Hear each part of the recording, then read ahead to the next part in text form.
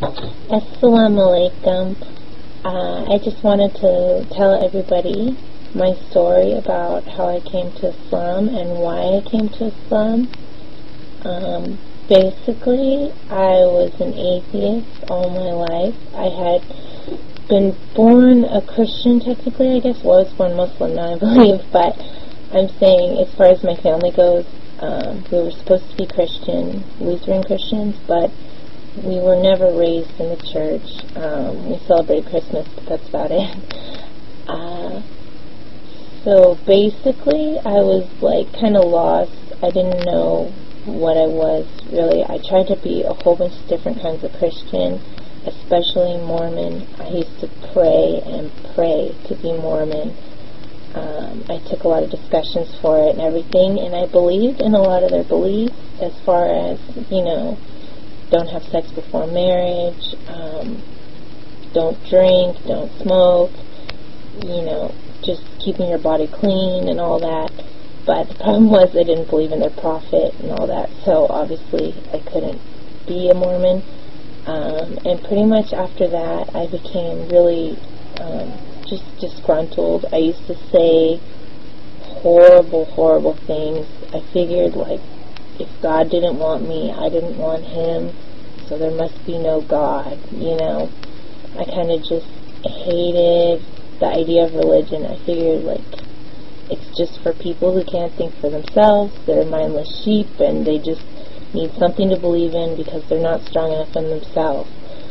And then I was in college, and I was in a public speaking class, and I had to give a speech on a culture, and I knew some Jordanian people, so I decided to give my speech on Jordanian culture because I thought, hey, that'll be easy, you know. And I really, I went to them and tried to ask them about their culture, and they, I guess because they were newer to the country or whatever, they really couldn't give me that much information, or they were too lazy to do it, I don't know. But they gave me a couple websites, and I started looking on the websites, and then they were talking about that it was an Islamic country, and it said something to the effect of about Islam being based on the principles of jihad. And it kind of put a red flag in my brain, like, what? You know, jihad? And then it said jihad meant struggle. And I was like, wait a minute, no, jihad doesn't mean struggle. Jihad means holy war, kill all the Christians, all the Jewish, everybody who doesn't think like us. But then I found out there are, you know, several different kinds of jihad, and that jihad is really about striving in the way of God. You know, struggling to do things God's way. You know, so you can have a physical jihad, but there's other kinds of jihad which you encounter much more in life, you know, more struggles with trying to, you know, keep your tongue in check, to do the right thing, you know, fighting against people who are doing wrong, you know, not physically fighting necessarily, but, you know, protesting or even just, you know, pursuing any wrong you see, or, you know, keeping yourself in check. And so anyway, I decided to give my speech on Islamic culture, and I was researching more and more about Islam, and I found out that it was so closely tied with the Christian and the Jewish beliefs, you know, that we believe that God sent the Torah with Moses, and then we believe that Jesus Christ was sent with the Bible, and then that Muhammad was sent with the Quran. And the only difference is that they were all the same book originally, but that people changed them over time. You know, that when the Torah came, the people changed it for political reasons, and then the Bible came and people changed it for political reasons, and then the Quran came and everybody memorized it, so it was something that couldn't be changed, you know. And the way it was written so poetically, which I cannot vouch for that, honestly, but I do believe it because, I mean, I've read it 7 times in English, and everything just makes sense, you know. But anyway, so I keep getting off track.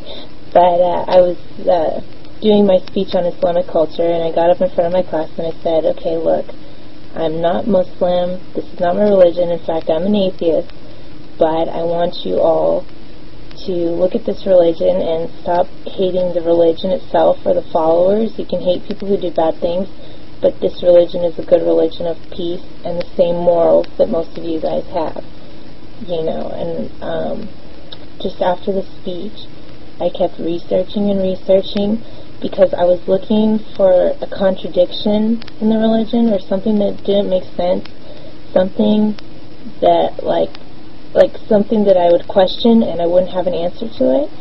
And really, like, I couldn't find anything that was contradicting at all in the Quran, between the Quran and the Sunnah, or anything. So still I wasn't going to become Muslim, but one night I couldn't sleep, and I was just tossing and turning in my bed, and I said Shahada for some reason, I don't even know why, and I fell right asleep. And ever since then, I've been a strong Muslim. I'm not perfect. Like I said before in my last blog, I don't wear hijab. I have a lot of sins. I'm not going to sit here and list them all on the internet.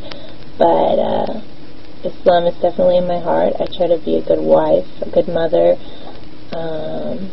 And inshallah, one day I'll have like a really good iman.